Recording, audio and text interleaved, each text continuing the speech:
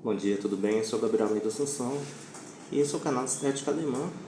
Faz um tempo que eu não gravo conteúdo aqui, trabalhando bastante com traduções no momento, e as pesquisas têm sido mais relacionadas, e cursos que eu tenho dado, têm sido mais relacionadas às traduções que eu tenho feito, que nem sempre estão direcionadas à questão da estética alemã. Mas, sempre que posso, subo aqui uma palestra, um material relacionado à tradução, e é o caso de Nietzsche agora, 2024 até o final do ano passado. Eu fiz a tradução de Humano Demasiado Humano, volume 1, um livro para espíritos livres, de Friedrich Wilhelm Nietzsche.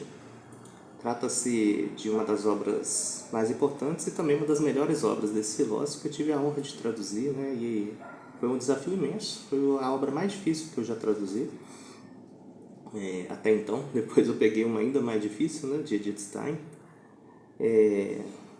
Mas no caso do estilo, certamente até hoje a mais difícil de todas. É uma obra muito desafiante e muito rica desse grande filósofo alemão,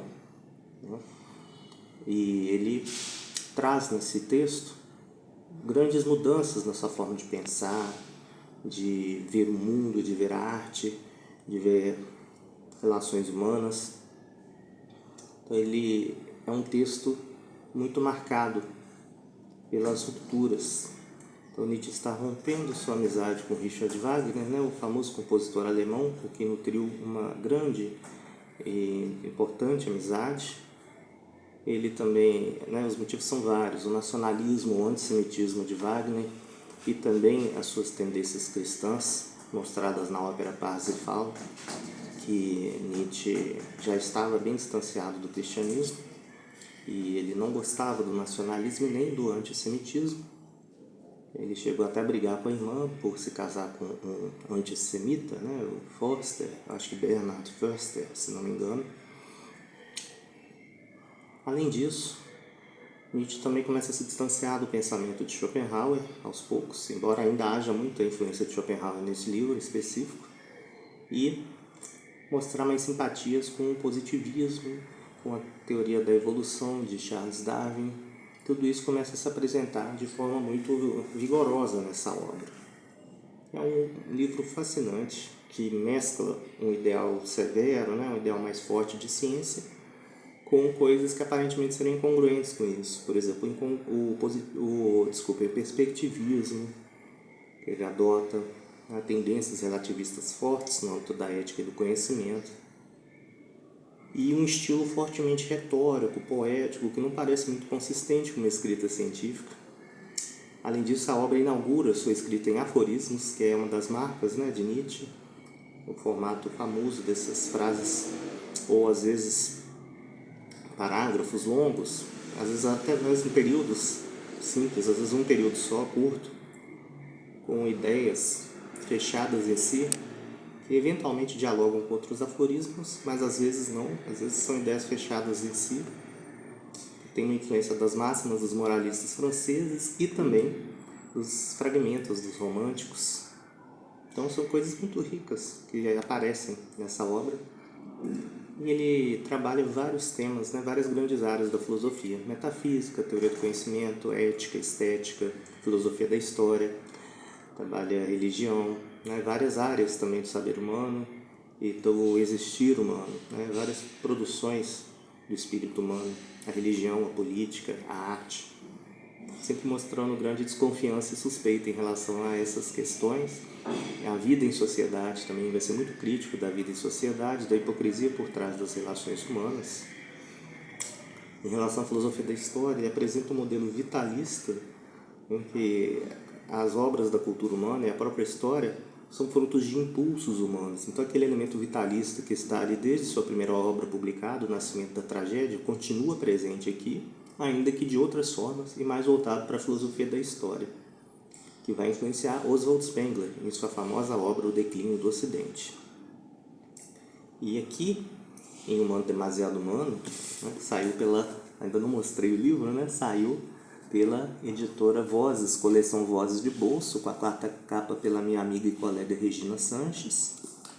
Então a gente tem essa edição muito bonita, né, com aparato crítico muito bacana da Vozes e notas de minha autoria, né, um aparato editorial, desculpem, não crítico, né, mas tem as minhas notas e tudo, muito legal, ficou muito bonita a diagramação e tudo.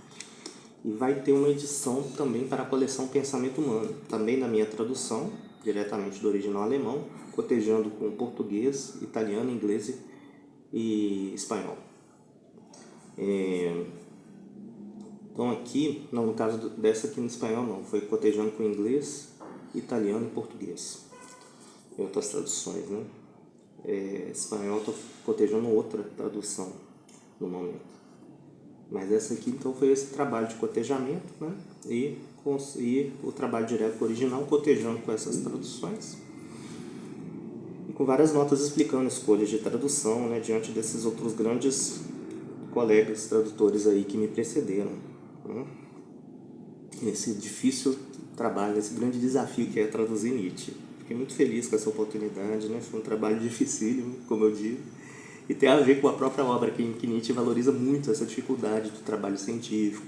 Ele lamenta os rumos que a educação humanista tomou, né? Que ela foi ficando muito relapsa, menos exigente. Ele próprio foi professor de grego antigo, né? Na Universidade da Basileia, né? Basel.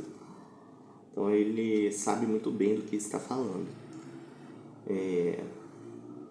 É muito bonito, né, ver esse trabalho pronto, né, os frutos desse duro trabalho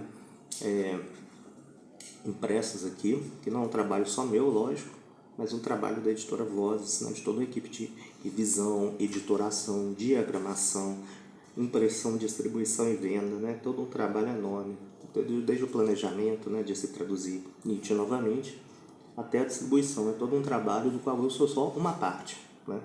É sempre bom ter essa consciência também. Eu sou só uma parte de todo esse grande processo e fico muito feliz por isso.